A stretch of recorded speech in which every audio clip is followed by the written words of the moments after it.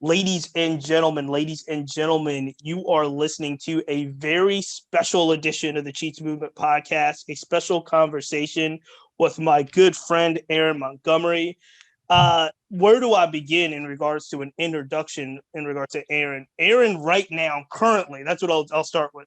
Currently, he's the Chief Strategy Officer at Mission Lane, which is a financial tech startup that is focused on underserving those that are underserved. He's serving, not underserved, serving. Want to overserve. He wants to overserve underserved communities in regards to banking. So, disproportionately, that's going to affect the wealth gap. That's going to affect African American communities, Latino communities, but generally anyone, any structure and system that is underserved. There is a place for you to check out, and it is Mission Lane. That's what he's doing now. You may have heard of him from Lord knows all kinds of other places in regards to being one of the founders of CarLotz. Just an amazing motivational speaker and inspiration to me personally and many others. He's an entrepreneur. He's a Black entrepreneur in a space that doesn't welcome a lot of Black entrepreneurs. He's getting a lot better, but he is just a really, really special human being, and I'm honored to have him on the show. Aaron, welcome to the Cheats Movement podcast. Thank you so much, Mar. I really appreciate it. Thanks for having me here. The Cheats Movement podcast on Zoom, so we get to see we get to see exactly what you look like and how you're living there. We get to see the Harvard apparel. I know you're double Harvard, right? You're not just single Harvard, you're double Harvard, right? That's right. H squared, as they call it. But that's so right.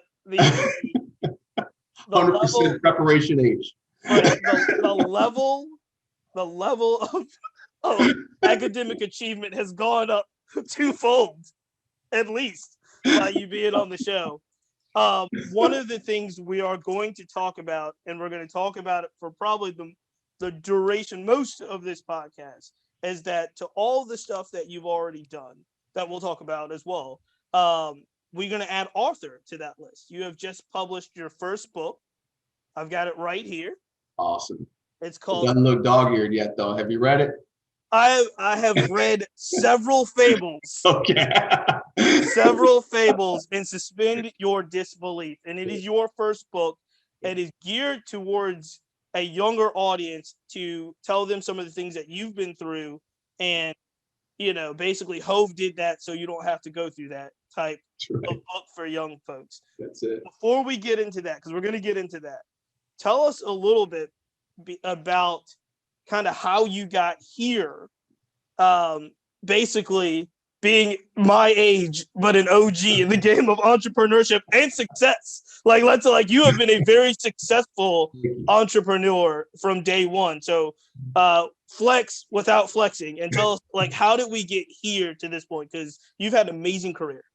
I appreciate that. Quite honestly, I've had a lot of good fortune with a lot of people who invested in my life very early, starting with my mother, who raised me by herself and was just a tremendous influence. But, when she was growing up, she didn't feel like her family valued education as much as she would. And she felt like not having the education to the extent that she wanted to held her back in some ways. So in many ways, she overemphasized education for me. And from a very early age, sought out the right after school programs, the summer programs, the early reading programs, the testing, everything, find the magnet schools, but just wanted to make sure that I had every possible advantage educationally. And for a single working mom, that wasn't always easy, but she was always willing to step up. If any sacrifice required to further education, she was all in. So because of that, I was able to go to a school from K through 8 that was highly selective. I was able to go to a top school when I went to high school. And when I got to that school, even though I didn't do all that well, in fact, they even threatened to expel me, which we can actually have a whole separate story on. I was going to say, I read the book, so I know. I know that you have a story in there about being, not reaching your full potential academically. You said, I think, in the books around the 7th, 8th grade. Yeah, that's right. That was exactly it. My mom put me in these programs that gave me every opportunity. I appreciate you catching that. Every opportunity. That's right. No, that's all. If you want to not read Paris. But she gave me every opportunity. I was in these schools that, they put you on the fast track of everything. You're in grade school, being taught at a high school level. but I was a late bloomer, and in many ways, younger Aaron wasn't quite as appreciative of those things, and maybe not as much as I could have been or wish that I could have been. Let me And be clear really quick. 7th and 8th grade is not a late bloomer. No, I mean I know what you're saying, but you know the report cards I'm talking about, like right? test, No, we have a very similar history, except you got it together. When you say late, you got it together, bro. I didn't get good grades until I got to college. Man, well, so I went through all of high school doing exactly what you just did. So when you say late bloomer, I'm just saying there's different degrees. That's fair. Of late bloomer. That's fair. But you know, it's even. But hearing what you just said, I don't get to meet a lot of people that turned it around in that way. You meet people that stayed on whatever path. But I love stories like this, where it's like you got there, college, whatever it was, and you know what that moment is when the light goes on, whatever that. It goes from being external to internal, and the light could just be. A drill sergeant helped a lot. That's right. I don't talk about it a lot, but my parents are great. But I'll tell you, those yellow footprints helped a lot. Go ahead. I'm sorry. But that's real. I mean, it's like there's something that turns it around, and for me, it was honestly seeing my mom's disappointment. Like it almost felt like she was starting to give up, right? Whereas like, you remember the teacher conferences, and it's just like you know all the skills. He's bright, but he wasn't paying attention. He spends more time talking to his friends and doing his homework, like all that stuff. And it really felt like I was breaking her down. So I just felt like what could happen if I actually tried? I didn't really know how to study, but like if I tried to, if I figured out what it was, what would happen if I tried? And it turned around. But that's what was interesting about my high school experience is when it turned around. And I actually got good grades. And by the time I got to 9th grade, I really turned it up. I actually was a 4.0 student. But then I had other things where I wasn't disciplined, right? And my school was a huge school in Detroit, 4,000 kids in the school, 1,000 first years, 1,000 freshmen, 1,000 ninth graders, massive building. And if you didn't make it to your school, it had 8 floors and you had to make it from class to class in like 4 minutes. And if you didn't make it, they'd have hall sweeps where like security guards would just roll through the halls.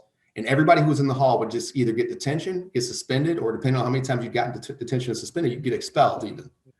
And I'd gotten caught up in my first year of school, like a dozen hall sweeps. I'd missed like 22 days of school due to suspensions my first year of school. 4.0 student, 22 days out. And my last suspension was like a 5-day suspension. I was out for a full week. And I told my mom, I said, what if we looked at other schools? Because I don't think this is going to work out. Right. Any other mom, I think, would have been reasonable to say, no, you need to get your ass up those stairs. But my mom actually said, what if there was another school? And she actually took me out to these private schools that at the time were, this is 1992, okay. $14,000, $15,000, $18,000 a year, dollar amounts we could never afford. But she actually drove her car all around the city, took me to these schools, we toured them, and actually entertained this idea of what if there was another school. And by the grace of God, there was one school in Grosse Pointe, Michigan, a suburb of Detroit, that typically had a scholarship program. They'd give 2 scholarships a year to a kid to go in. But since I was coming in as a sophomore, those 2 scholarships were already accounted for. So that year, they gave me a 3rd scholarship to go into the 10th grade, and they held back 1 for the 9th grade year. So quite literally, this was like just a life-shifting moment. I was able to go to a school that I could never afford. There was not enough financial aid in the world that could have got me in that school. Right. And that was the shift. And that for me was like, that was the beginning, Mark, honestly. It's like, went to Harvard and everything, but that was actually the moment, that time right then. So tell me how, because you said you carried a 4.0 through high school. Yeah. You did get in the book says you got into 9 schools. Most of them offered you free rides, right? Yeah. And then you decided on Harvard, and I know this because I know you, but either, I don't know if it was the first time or the second time. I think it was the first time, but you tell me, is where you met some peers of yours that to this day are close confidants, changed your life. I mean, I saw them when we had the privilege, just full disclosure, I went to Aaron's birthday party when, and I was able to meet quite a few of the people that were like day one, these are my cats that we did this together. They're all doing different things. But tell us a little bit about, because one of the things when you talk about entrepreneurship and you talk about these institutes of high academic achievement, a lot of folks tell you it's not the course load, but it's the networking and the friends and the bonds that you make. Yeah. So tell us a little bit about that experience and how meeting some of your peers really changed your life. I tell you what, Mark, for Black people, even before that, it's just like just seeing somebody else who looks like you in a world where not a lot of people do. It's certainly the network is. I remember my first year of college, a friend of mine that I'd grown up with. This is my buddy Mac. I've known him since I was 8 years old, and we were roommates in college. And he was a little bit intimidated on one of our first tests that we had, and he said it took him like 2 or 3 weeks before he felt comfortable. I said, well, what finally triggered it for you? Why'd you finally get comfortable? He said, I saw a white kid not do as well on a test. And that was the first time I'd seen white folks mess up. That's where we were coming from. Like we were always taught, we've got to be this, we've got to be that. But you just automatically assume that your schools aren't as resourced and things. I mean, he was in a different mindset. He had to shift, So having a crew that you could open up and have that conversation with was a big part of the bonding experience, because we're all just there. We're in Boston, not Detroit. Like my friends come from the places you suspect, New Orleans, Atlanta, right? Like they're coming from these chocolate cities all over the world, same backgrounds as us. And then they're in Boston at the world, the country's oldest university, it's, all the prestige and everything else, deer in the headlights. And then you got these friends that are kind of giving you just some context, so you at least feel comfortable, even though you're not exactly the same, you didn't know them all your life, you feel like you did because they look more like you, or they have experiences more like yours, so you can bond. And then through that, yes, definitely beyond that, it's like you said, it's not the classes, it's not the stuff you learn in the classroom, it's all those experiences that just deepen those bonds. And for me, my crew in both college and in business school, we just have story after story after story, just reinforced. And in that short period of time, 4 years of college, only 2 years of business school, I can honestly say my closest friends that I still talk to are those people, right? Like you can't replicate that.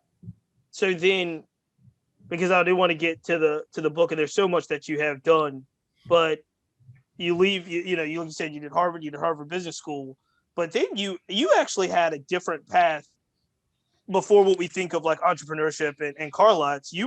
I think you wanted to do the financial sector first, right? Or you had an idea of doing you had an idea of making money, right? That was your goal. You were like, yo, I need to get this bread. And it took you down this path of kind of, I guess, in the financial sector, but ultimately led you to entrepreneurship.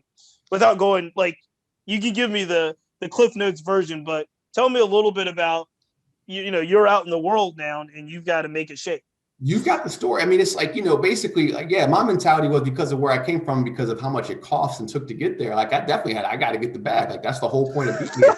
So like, I'm fully focused on that. But the challenge for me was everybody that I knew who had made it, they didn't get there through climbing the ranks to be CEO. They were entrepreneurs. So the people that I knew, when I would read the BE 50 or the BE 100s, it was restaurant owners, car dealers, which was a big influence for me, people who have built businesses. So being in Detroit, the car dealer thing actually stood out a lot. Like being a car dealer was like, that's how you do it. Like these cats, the dealers that I met, they owned airplanes and, they had big houses and they were never broke. They always had big TVs. Like that was like, that's what you do, So I was never as enamored of the corporate path because I wasn't even considering that. Like that, the whole idea of getting a good job and like, working 20 years and getting promoted up was just never even a consideration for me. It wasn't until I got to college that I even considered that as even a path. I was so focused on, I could go sell cars, I could go buy a dealership, I could do this. Like the entrepreneurship thing was the only thing I thought about. If anything, the hard part was staying true to that after experiencing college, when all your friends are saying, yeah, but you go to Goldman Sachs or McKinsey, or whatever, you can get these, you make money too, and make a ton of money, right? Exactly. So you wound up doing that for a bit, but flipped it, right? I did that for a bit, man. I flipped both sides actually, and that was actually one of the reasons that I wanted to write the book, was to be able to reach the kids and say, like, let's have some real talk about this. Because when I was a kid, I wanted to sell cars. That's all I wanted to do.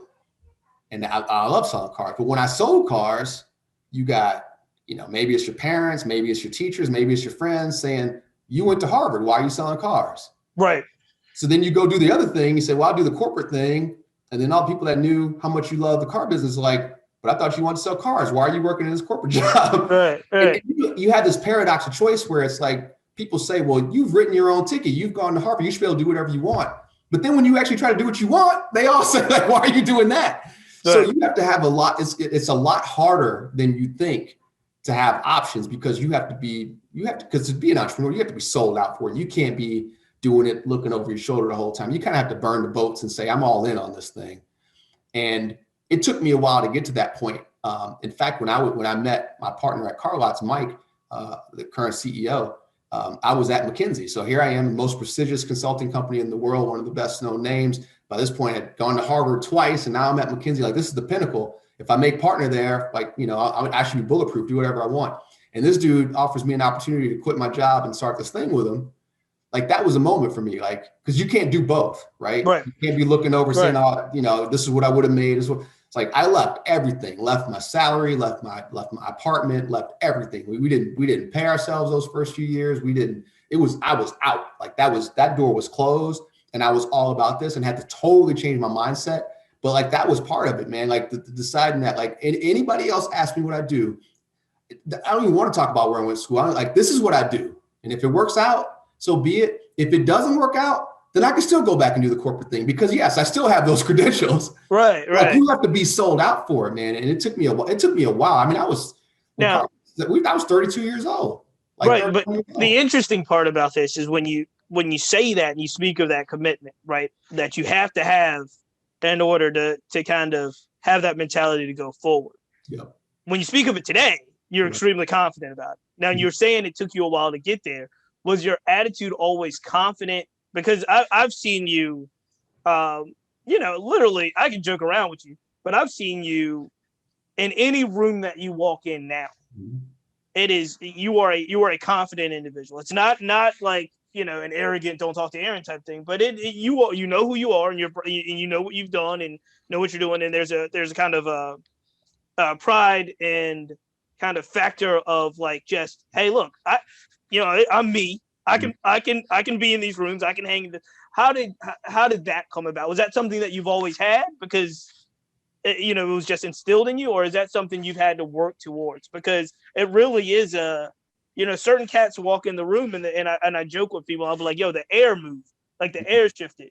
Yeah. You have that. Appreciate that. You have that ability, and I'm interested to know for people that are unfamiliar, like, is that because they can hear you talk, they know you're talking with authority, but it's in confidence. Is it something you've always had, or is it something that you had to build up? It's an excellent question, and it's something I would like to say that I'm still working to develop, because it's something that you have to kind of infuse or speak into what you're doing, because that's the first step of doing anything, is believing that you can do it. But I will say, when I finally made up my mind, that's why I make the distinction of saying this wasn't something that, from the moment I first sold cars, was just a straight line to going public. It was not that at all. But when I was 31 years old, fed up with people telling me what I should do, and then me listening to what they say, fed up with people, telling me another path, trying to co-opt my dream and tell me how I should do it, given the fact that I have an education. You shouldn't go sell cars. You should do it like this. You should do it like that. When I finally decided that, you know what?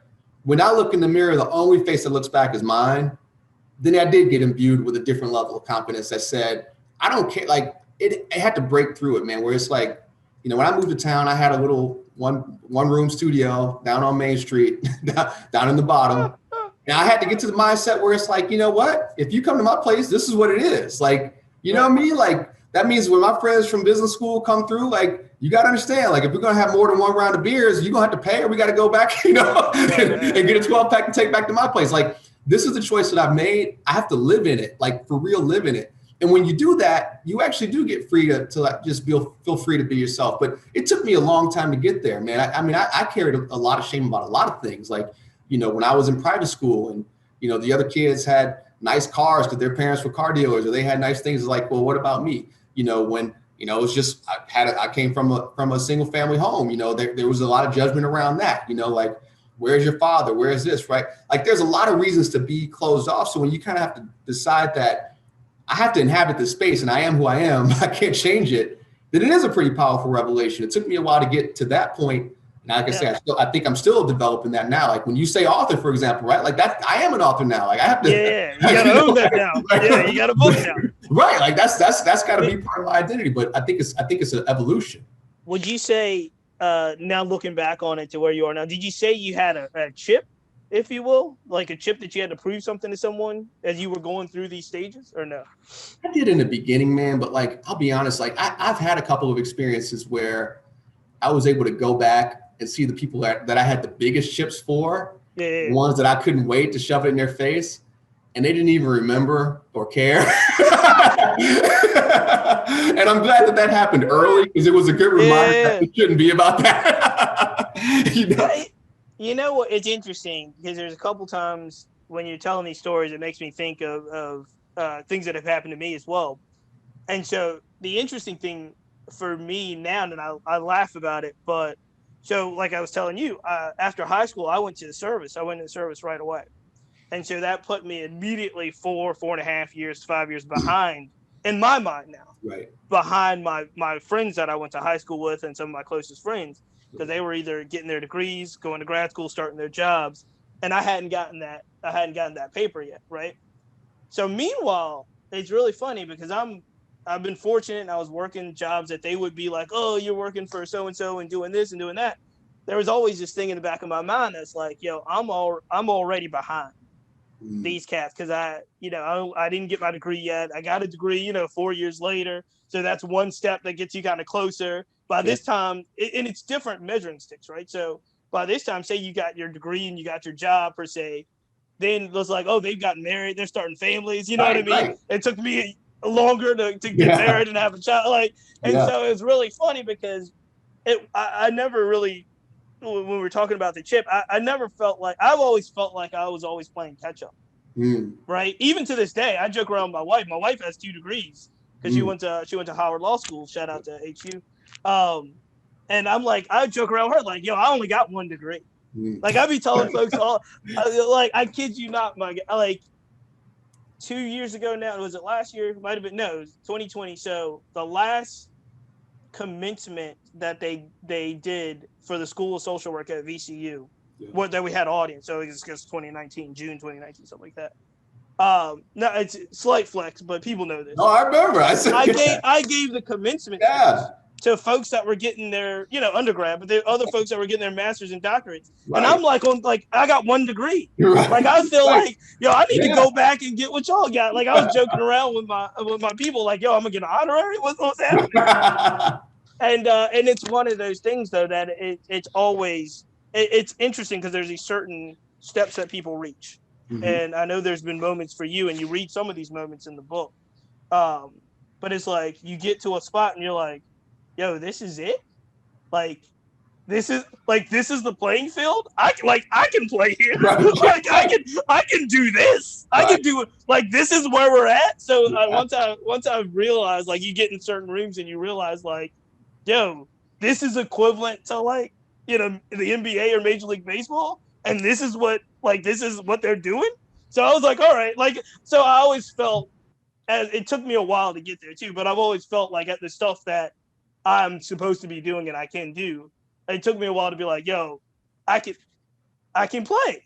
Once I realized that, then the confidence comes later. But that's such a powerful sentiment, because both of these are rooted in the idea that there's a certain person who's supposed to be at that place, whether on that stage, in that seat, in that room. And it's like you the whole thing is like, when you don't feel like you're that person, then it's like you got to flex this way or that way, versus just like, I'm in the room, like whatever, like, just completely abandoning the idea of what should be is like, this is what is. Like, I'm what you got. So bring that stuff. And you're right, it takes a long time to get there, but once you are there, that's a very freeing thing for me, it's like, I don't want to let that freedom go. And we talk about this, since we're talking real, like I shared with you, when I joined Mission Lane, here I am in the C-suite of a fintech, having never worked in finance, people don't know what fintech is. You say that so naturally. I had to ask, like, yo, what is that? Yeah. I'm glad you financial tech. Mission Lane is a credit card issuer. So think about a credit card company. Think Capital One, and think if Capital One announced that, hey, we just brought on as our chief of strategy this dude from CarMax, you'd be like, what? Right. Like, straight up. And it's like, but it's the same thing where it's like, you know what? Whatever I'm gonna bring, right? Like this is it. Like there's no second guessing. I'm in. So whatever I'm bring. And I think that's just got to be the mentality in every room. It's like, by definition, if you're in the room, then you should be there. That's it, right? So some folks. I've been in plenty of rooms though now that I'm like, yo, how did you get in this room? Like, what is happening? Is this really? This is what we're doing? Like, this is the presentation that comes out of this? That makes me feel like, All right. We want to get to a point, ladies and gentlemen. This is the Cheats Movement podcast, a very special conversation with my friend Aaron Montgomery, who is an amazing entrepreneur. But as we just mentioned, we have to add author to the list of achievements he has had. He has published his first book. It is called Suspend Your Disbelief. Tell me a little bit about why you wanted to write this book, what you wanted to get across in writing this book, and how the process, like, what did you discover in the process of writing this book? Those are great questions. The thing that was burning in me to write this book was one, when COVID hit, I felt so separated from everybody. There were no more speaking events. There was everything just kind of shut down to a grinding halt. And I just had it in my mind, that I really wanted to finally use that opportunity to really find a way to connect with people beyond the ones that I had already connected with, and specifically with younger people, because the conversation that we just had, right? Like, that's powerful. I would want every young person to know that. Like, if you haven't figured out how to get that chip off your shoulder, if you haven't gotten confident being in a room yet, you will be. Just focus on it. But they're not all here right now. And although lots of people will hear this podcast, not everyone will. And it's like, how do it's like, but you're building an amplifier so that more and more people can hear that message, and that's powerful. So I started thinking about that, and thinking about the things that I wish that I had known, and thinking about the people that I would most want to know these things. And it said, here's an opportunity to just gather some thoughts and share them in the form of a book. And what I learned through the process, to answer your question, is that, the idea of what makes a book, or, what's the right story, or, that you have to have some meta theme that's, this is the thing, this book is about how to do this or how to do that, or it's a cookbook, or it's a leadership book, or a sales book. It all fell to the wayside when I just decided that this is the audience. This is it. This is a book that I want to be helpful for you. This is my give to a group, saying that if you don't have somebody who can give you advice, if you don't have, or if you have people but you wish there was something else that you had, or you just want to have, or you just like gathering advice or wisdom, or making better decisions, like, give them something else that can be used as a tool. And that was it. That was my sole motivation. It was like, if this could be useful, if of the several dozen stories, if there were just one or two that were impactful, then mission accomplished. And that was the main driving force throughout the entire process, which is why when I finally finished it, I said, I want to give away as many as I can. So I structured the program as a buy one, give one, specifically to say that I'm so sincere and just wanting to get this knowledge out there. I'm so sincere that even if only one or two stories of the several dozen is helpful, that I want to just give them away to as many folks as I can. So that was the idea. That was the swing thought throughout the entire process. But what the thing I learned most about myself is that, when I'm really compelled to do something, when something really, really lights up, then I'll get it done. And oftentimes I'll beat myself up for not being as productive as I'd like, or not getting something done. It's like, maybe you just haven't figured out what will really turn you on about this. I didn't want to write a book to be a bestseller. That wasn't motivating to me. I didn't want to write a book just to say that I did it. But this idea of really sharing knowledge and helping somebody close the gap for younger people, that fired me up. I can't wait to write another one now. I'm stoked about this. Now, there's the way the book is written is extremely interesting to me, and it's actually what's the word? I actually like it. It's favorable, I think, to the reader, because what you've done in this book, and you explain it in the beginning of the book about your love for fables and kind of short stories, and trying to discover as many of those as a young person as possible. You write chapter by chapter. Now, the book, if you read it all in a row, it does flow together, but it flows together in a way in which you can actually pick up any chapter you want based off of how you're feeling that day. Say, hey, I might need to hear this type of story, thumb through. And each story is about 2 to 3 pages, right? Each chapter, each kind of little anecdote is about 2 to 3 pages. And you can really cherry pick the book in some ways. How did you get to that kind of concept, as opposed to writing a book that was like first I was in high school. Now I'm at the business school. Like, now I'm doing CarLotz. You know what I mean? You know, the way I landed on that is that that's how I think. Like, that's literally how I interpret the world. Like, when I recall our conversation later, I'm not going to recall it linearly in terms of this is what we talked about at minute 3 and this is what we talked about at minute 9.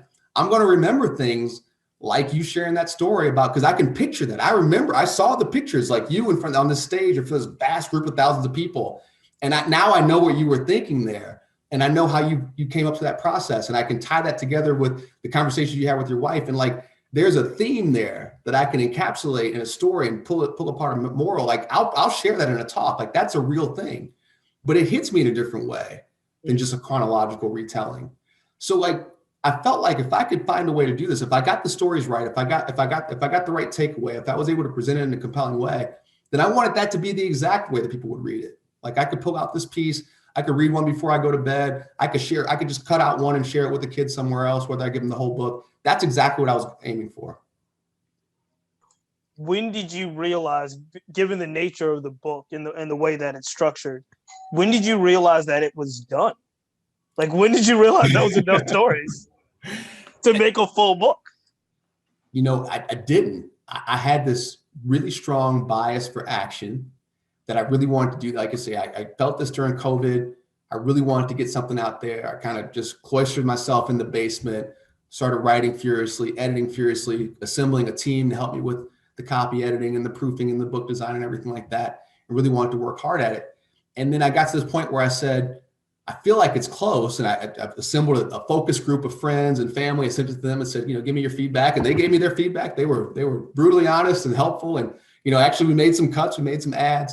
But then I got to this point about August or September where I said that extra 10% could take me all the way through the next year. And I'll have missed this window where people are now, I mean, we're all locked in our houses trying to avoid getting sick. Like, there's a window right now where I can share this thing, or I could spend all my time trying to make it perfect. And if I were to write another story, that would be the next one I would add, is that, you know, perfect is the enemy of good. Like, you need to know when you'll never be done. So like, you know, jump right in. And that was a mantra for me. So yeah, I didn't think it was done, but I did feel like it was something I'd be proud of. And that was enough, right? It's like, I'd be proud of this. Now, we've established that you're a very astute businessman. Releasing a book in the middle of a pandemic. Right. Again, there's pros and cons. Maybe people are at home able to consume the book, right? Yeah. They can buy it online and get it. But one thing you can't do very much is go on the road and talk about the book and sell the book. I mean, it's just a different climate to do those things. Did any of that stuff in regards to, is COVID going to affect how I want to market this book and get it out to folks? Given my goal and that I just wanted to put this in as many hands as I could, knowing that if nobody bought the book, then I'd ship them. I'd find a way to get them out, because I was so on fire for that idea. If I had just called up the high schools and you know, community college and tech schools myself, I would have just done it. So to me, there was no downside. The only downside would have been missing the window where you have people's attention. Because what mattered to me, and the reason I even offered a book for sale at all, is because I want people like you consigned in this with me, saying like, I see this, bro. Like, I want to be a part of this community. I want people to know that they can reach out to me too. Like, I'm a part of this. And to the hundreds of other people that have signed up and said, yeah, people that have bought, you know, 5, 10, 20, 50 copies in some cases, saying like, yes, I want my community to see me supporting them through this. That was what I wanted to have.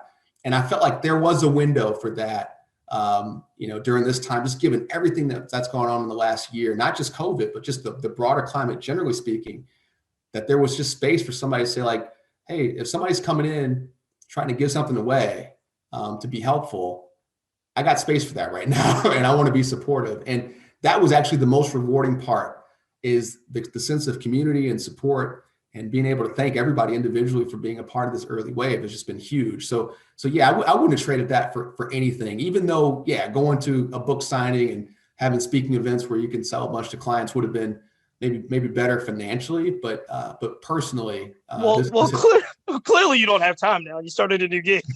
Right. That's right. You started a new gig, so you don't have time. Right. I want to finish up on a couple of things, Aaron, and I'm really, really appreciative of your time. The one thing I do want to mention, because I think it's noteworthy, is that you, from ground up, started CarLotz with two partners of yours, and just recently you alluded to it, but now you've stepped away from that. I know you've already. For people that don't know, Aaron and I have talked about this. He is just wants to do something different, but that's still family. That's family since day one. It will always be family to you. You made that very clear, and something that you're still on the board of, or was on the board of, and tracking very closely. Yeah. I say all that because CarLotz just went public not too long ago. Yeah. And I remember texting you something to the extent of which I do, because I'm very what's the word? Ridiculous. Like the price goes up again. Like Aaron Montgomery, like the whole thing about Aaron, the price has gone up, CarLotz has gone public. But really quickly, tell me about the feeling. Like a lot of people will never experience, starting a company and then taking that company public, and just that whole experience of what did you feel like when CarLotz went public?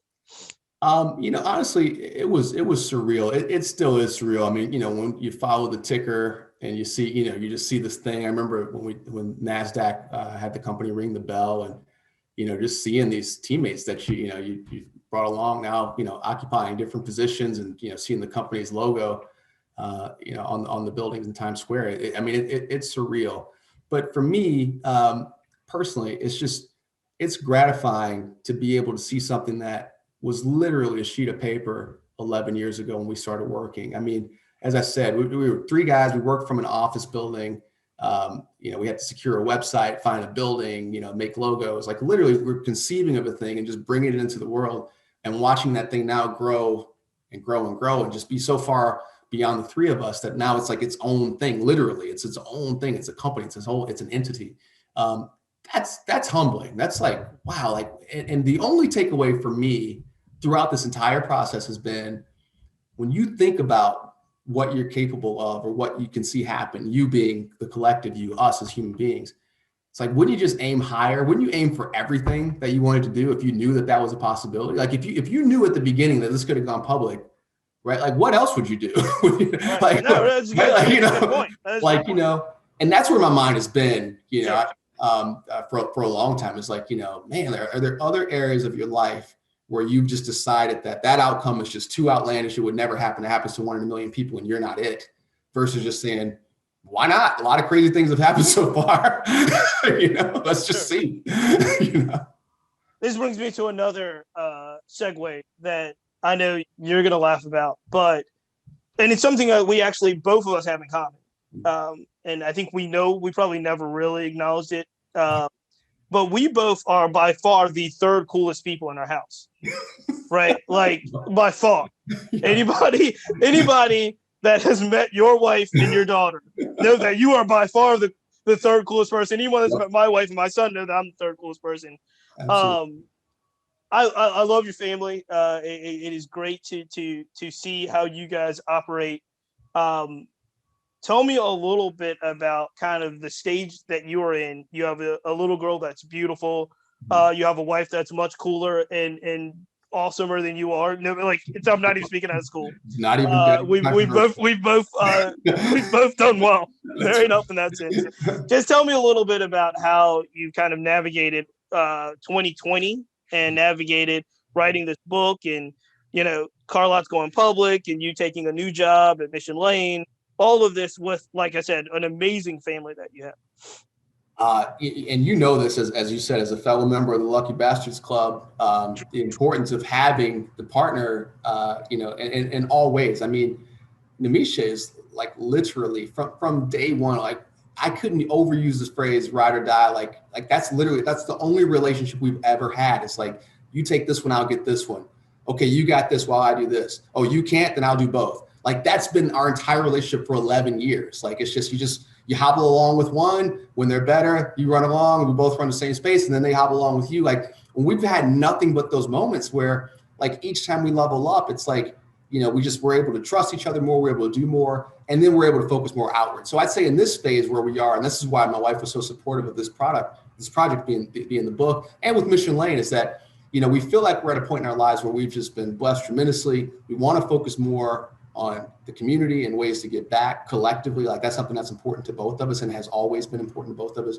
So that's our mindset now. And one of the things that's exciting about the work I'm doing at Mission Lane is that I'm able to do both at the same time. The book out is obviously a big part of that. Our collective community service, obviously Namisha's work is that's a big part of the component, right? It's so grounded in service as a consultant.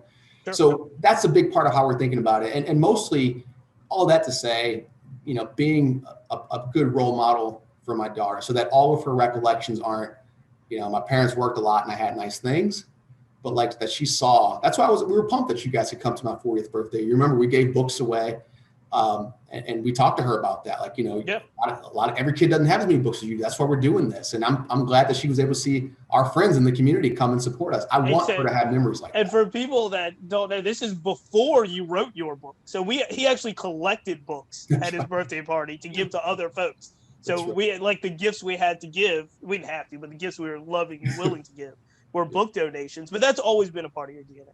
That's always been a part of it. And as we're blessed more now, it's like, okay, how can we take that to another level? How can we do more and really challenge ourselves to do that? So it's great when you're just so like-minded, like, so we've been together 11 years now. So these conversations, they're just like, okay, remember the thing we said we were going to do? Let's do it. And that's all we're talking about. It's just at every step. So it's awesome. And obviously, and I know you feel this because you said this from the moment you first became a father, but like it just gives you a different level of purpose. Not that, you can't have a lot of purpose without kids, but you know what I mean? It's like, there's just absolutely. Okay, like this one's counting on me. There's just a different level of focus. I tell this story, and I've told it to you, but I tell this story to folks because I met your wife before I met you. Yeah. And when I met your wife, it was cool. She's super cool.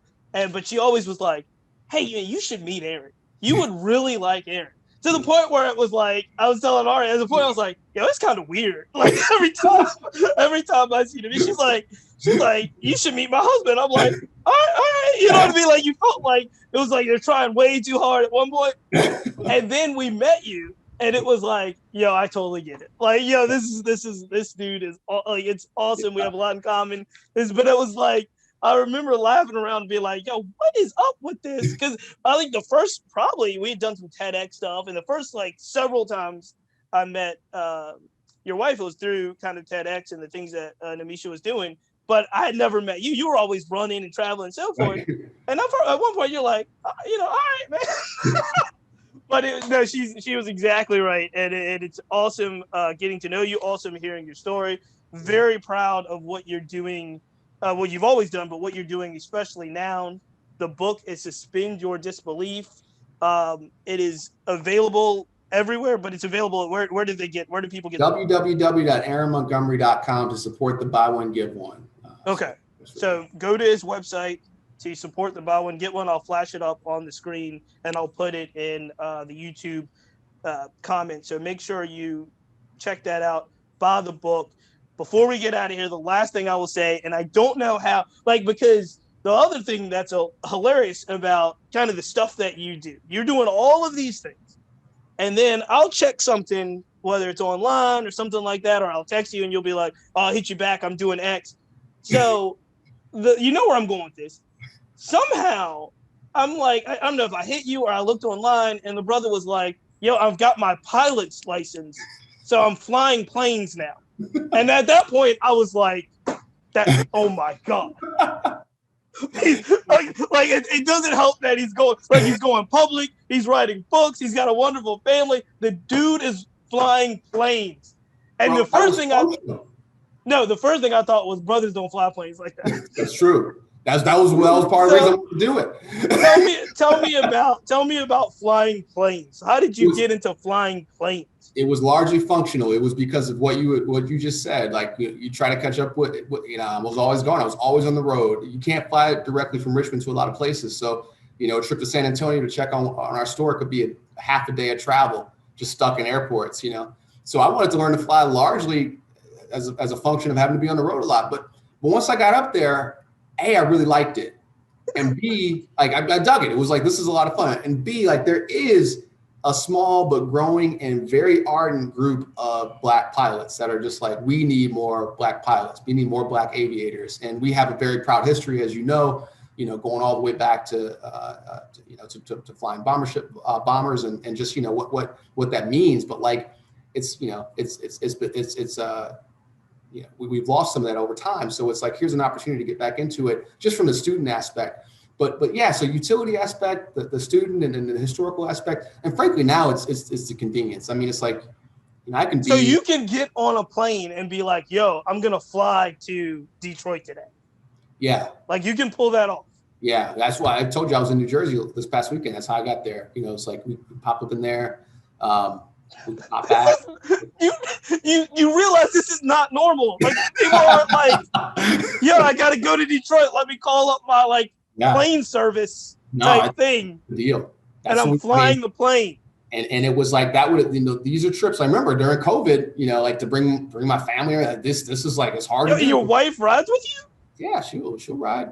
She'll ride when I have to have a pilot for the time she rides. Like that's a deal that we made since Kobe passed. Because my wife would be like, look. No, yeah, that's a deal that we made. It's like, not that they care less about me, but I'm allowed to go.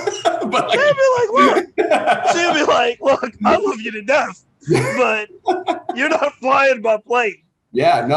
How long does it take for you to fly? How long is aviation courses? Well, you can do them in a month if you go hard at it. I mean, it's just hours, right? So it's like, I'm not confident in this at all. God, that's great. It's all about focus. But yeah. Oh man. For you. Well, look. Sometime you'll enjoy it. No, look. I'm not trying. Look, I'm not trying. I'll tell the story offline because right now it's not about that. I'm with entrepreneur, author, pilot, superhuman, Aaron Montgomery. The book is Suspend Your Disbelief. Brother, it's always a pleasure to spend time with you. It is an honor, and I'm excited to see, where you go from here, and definitely looking forward to sharing these stories with Cam and the rest of my family. So thank you, Aaron. I really appreciate it, bro. Thank you, Cheats. I appreciate this opportunity, brother. Ladies and gentlemen, this is a special conversation of the Cheats Movement podcast. You can listen to all the previous Cheats Movement podcasts anywhere that podcasts are available. Please follow the Cheats Movement, and you can look at both of our pages and check out our IG and social media pages. So until next time, we see it.